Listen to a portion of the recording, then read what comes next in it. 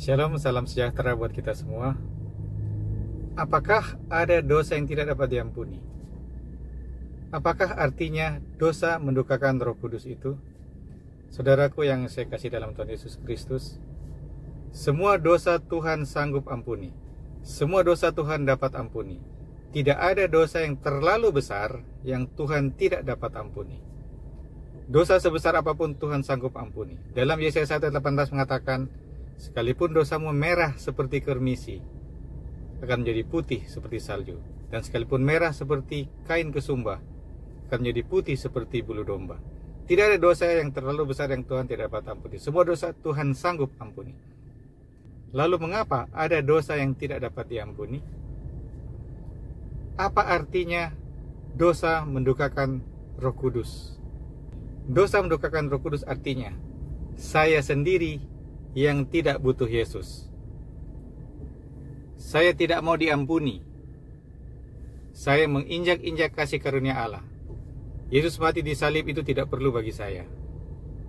Dan saya mengeraskan hati saya. Kata mengeraskan hati ini, inilah artinya saya tolak terus-menerus bisikan Roh Kudus itu. Bila Roh Kudus berbisik, saya tolak terus.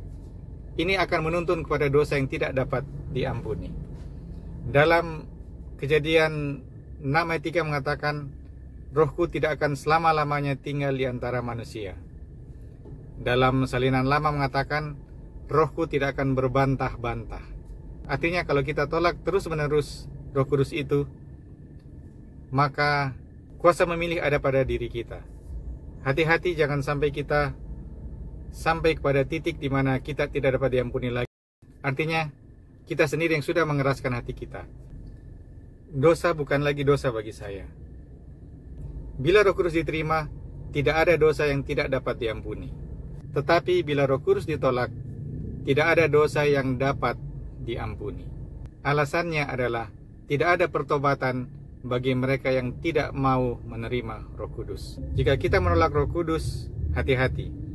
Bila kita tolak terus-menerus, maka itu akan menuntun kepada dosa yang tidak akan diampuni. Artinya kita sudah mendukakan Roh Kudus Allah bila kita mengeraskan hati kita. Oleh karena itu sekarang saudara, bila masih ada bisikan Roh Kudus, mari datang kepada Tuhan, mengakui kesalahan kita dan kita akan diampuni dan kita akan diselamatkan karena Roh Kudus yang tinggal dan bertakhta dalam diri kita.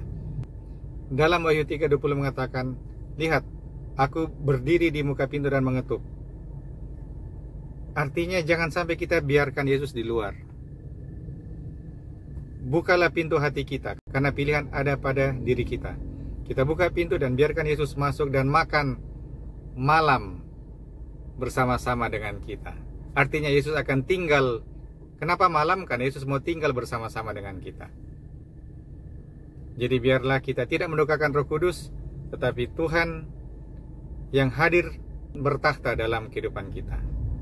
Tuhan Yesus memberkati kita semua. Amin.